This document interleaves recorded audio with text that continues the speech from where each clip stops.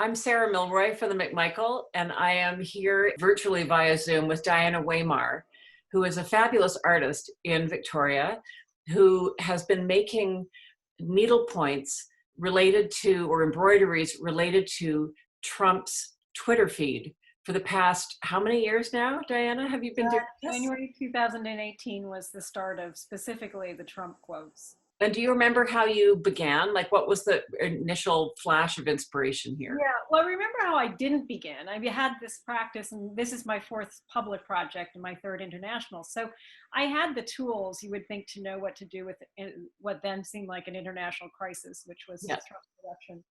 But I hadn't figured out how to cope with it, and the language was so challenging. And so even though I'd been working with language and textile and thread before that, it didn't occur to me to dignify his language with this practice.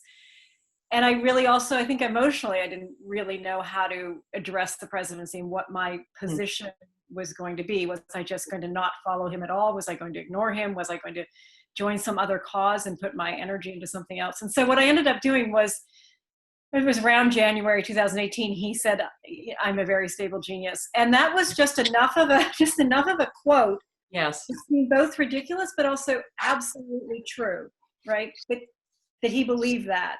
Yes. So that was a really interesting moment for me. Here's the needle point that came out of that. That's another version of it. But that, interestingly, was crewel work done by my grandmother. And the first piece I made was also on a textile from my maternal grandmother. So in that case, I often work with textiles I really love that give me a lot of tactile and visual pleasure, but I picked this very difficult piece of needlepoint on a kind of mustard colored background, and I think it went onto a stool, and I didn't know what to do with it, but I couldn't throw it out because somebody in my family had made it. And so those words, my husband was driving, I was the passenger, we're going into New York from Princeton, New Jersey, so it's 45 minutes. I knew that I could spit out those words in that period of time, and I thought, well, let me see how it feels to capture his words in this way. Is it funny? Is it alarming? Is it boring? What is it? And so I did it, and it was kind of messy and a blurting out, and took a photo and posted it on Instagram. And at that point, I think I had 300 followers, and it was enough of a reaction that I thought, this is something. There is something interesting about seeing his words on a hereditary, some sort of textile that you've inherited. Yes, it's part of a legacy of creativity too, going back, and a matrilineal line. Yeah. It's something, obviously it was something that was meaningful. That textile does not have a purpose now. And I think I was beginning to sort of wonder about what kind of political climate my children will inherit. We think a lot about this relative to climate change. So what's happening now? How does it connect to what's going to happen? And also, the kind of presidents that came before Trump seemed almost as obsolete and distant as that piece of textile did. Yes. Another time, another place. Another form of nostalgia that is really, losing a grip, and that my kids are growing up a little bit with Obama, but mostly and most directly impacted by Trump, because they get a job, they go into the world on their own. So we found, you put out the Tiny Pricks project, which of course you called it, referring of course to needlecraft. Of course. And some of the phrases are, I know words, I have the best words, or I've kept more promises than I've made. I cooperate all the time with everybody. I want great climate. That seems to have produced a lot of response in your circle of embroiderers that you've now been widening with this, right? There's now, how many people are involved in this project? So I don't actually, Sarah, have a number of people, because there are people who've made over 50. Yes.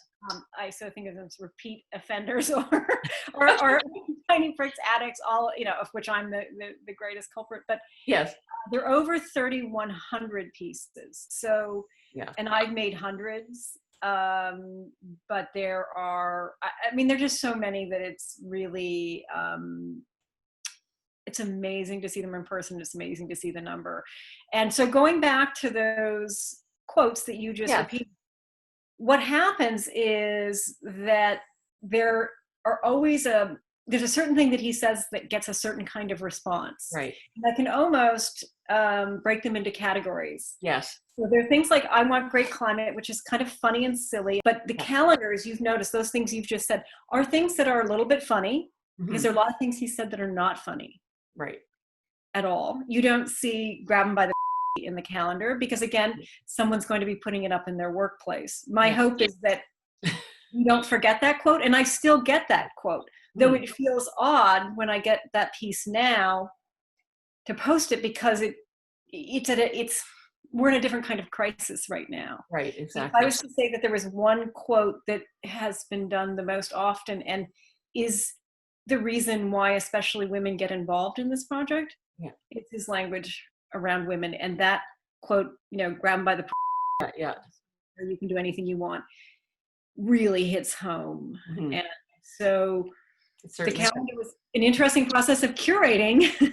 Where you want to represent what he said, but you can't go too far in an extreme, because that language is so challenging that you don't want to traumatize everyone every time they walk into their home office. This is true.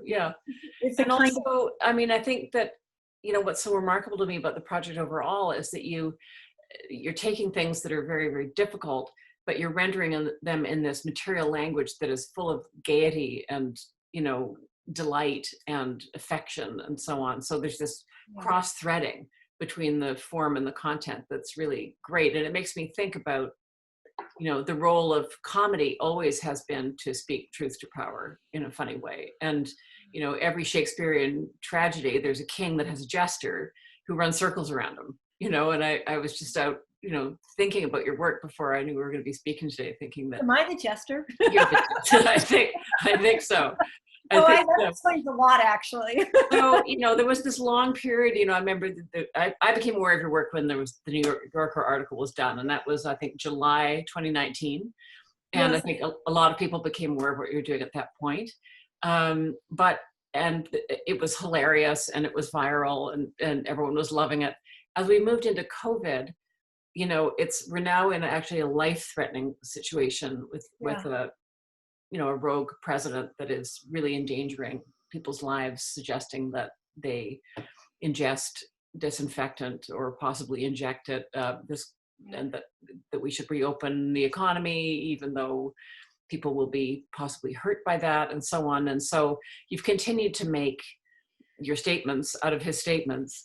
I wanted to just touch on a few of them that you've made. I'm going to screen share here. So I am going to ask you to just talk about this one here. I never said pandemic was a hoax. Who would say such a thing? Did you make this one, or was this made by one of your colleagues? No, I made this piece. Well, so first of all, there's, just in terms of the textile, there's a real synergy right now between the materials that are being used as PPE and are also materials that might be used for the project. So one of the ways in which the project works is that the textile is a really active element. I mean, sometimes you pick a plain textile because the words themselves are just so powerful. So when I look at this piece, there's the H for hoax, but it also reminds me sort of the Red Cross. Yes. The glove, but then there was concern that products that could be used, like masks for PPE, were actually being used for an art project, but this is a used glove. So a lot of the politics come into this piece sort of immediately. This is something that he said, and this is a very common thing. What he might actually have said is that it was a Democrat hoax. Yeah. And so therefore he'll go back and say, well, I didn't say the pandemic was a hoax. Who would say such a thing? So one of the things that Trump often does is preemptively, before you can accuse him of something, he will accuse you of it. Yes. And so this piece to me is sort of, it's absurd and it's ridiculous because he calls everything a hoax. So on one hand, those words mean nothing. But then you have the word pandemic, and that really relates to me to the glove. And so in this piece, and so many participants are doing this so eloquently, there's a really direct pull, like between the material that you're looking at and what the quote is. And you no longer separate them in your mind. You no longer pull out the glove or pull out the thread. You're looking at the whole piece. And and this is also sort of the outline of a glove because, you know, objects are flattened to become two-dimensional. And to me, it looks like sort of the outline of a body. So there are a lot of different ways in which it works. Did I think about all this as I made it? Not really. I had a glove in my studio. I've been wanting to use one. It's tricky to stitch into plastic. So it's got cotton in the back. But I do know that, you know, that quote pulls you back to all the times he's called something a hoax, because now we have a Trump vocabulary. Mm-hmm. It's pretty complex, actually. Mm-hmm. You know, when he says something, if he says that's a nasty question to a reporter, which he does to often female reporters, we automatically think of such a nasty woman. We built up this, you know, playlist of Trump words. And so that was an opportunity to use the word hoax. And then the sort of rhetorical, who would say such a thing? Well, who else would say such a thing? So this maybe Boris Johnson might say such a thing. Exactly. But you know, there's a certain type of person who will say such a thing. So here we go. When you test, you have a case. When you test, you find something wrong with people. If we didn't do any testing, we would have very few cases. Yeah, I explain. And you put it against a background of Little Bo Peep and Mary, Quite Contrary, and Old Mother Goose. Yeah. Describe to me the tension between this statement and the context that you've found for it with these nursery rhymes. Yeah, I mean, this is a little bit, so he has different ways of speaking. Sometimes it's sort of apocalyptic biblical verse, and this is more the sort of nursery rhyme verse. You know, when you test, you have a case. When you test, you find something. It automatically has a kind of sing-songy to me. Cadence to it, yeah. Yeah, there's a feeling like, this sounds familiar. I've heard this. Is this, you know, a really wise thing, or is this just kind of absurd gibberish? And so that textile, I wanted it to look sort of dainty, and I wanted it to look more unlike the last piece, which I don't know if you would necessarily put on a wall. This is more in the category of nursery rhymes, which are meant to convey certain dangers or certain stories to children. And we read them when, you know, we're sitting with our child. So we're there to comfort our child when they get scared, or to teach them, and it's instructional. And I think that he has these moments where a quote like this, you know, it makes no sense, but it is the way he thinks he's comforting his followers, his supporters. Yeah. And he also thinks it's a little bit of if we don't look and we don't identify it and we don't name it, then it doesn't exist. And so this one here is perhaps an example of the kind of biblical invocation that you were talking about. And then came a great plague, a great and powerful plague, and the world was never to be the same again. But America rose from this death and destruction, always remembering its many lost souls. Do you remember, you know, it became greater than ever before. Do you remember what the context was by any chance for this statement? That's a good question, and we can find it and search it, but it was a tweet and it's May 3rd. So I'd have to look and see. Very recent. I think it was obviously not a press conference. It was a speech he was giving. So the press conferences are complicated. A lot of people don't watch them anymore, and now will either tell me that they're waiting for me to stitch something so they know that it was said. And then there are other people who can literally, when I post a piece, they're like, I knew you were going to do that. And they probably know before I know what I'm going to stitch, because I probably have a certain eye to the kinds of quotes that I'm picking. And for the last one you showed with the plague, I picked the textile of San Francisco, the Golden Gate Bridge, because I'm pretty sure that if there was a plague, he would want it first to be in California, where the streets are disgusting in San Francisco. And but that was a really that one was long. It's also a painful process to stitch one that long, so it really has to be epic. You know, this is Old Testament. And so how is it feeling to make work with this incredible comic spin on it in such a dark time? Like, talk to me about that. Well, I think the comic spin is the end of a range of emotions and reactions. So I think of it a little bit like when Colbert reads Trump tweets. You know he's not doing it just to be funny. I mean, you know he's actually really distressed, and this is how he expresses it. I think for those of us who are using this material on a regular basis, the comic spin is sort of a way to keep going and to keep doing it. But there isn't always a comic spin. Some of them just don't have a comic spin. Mm-hmm. But the comic spin generally makes the piece more accessible, and it makes it easier for the person who's viewing them. And if people are, as they do, and I'm so grateful they do, following this account on a daily basis, they've now been bombarded with over 3,000 pieces. Yeah. There are a lot of other really wonderful things you can look at on Instagram.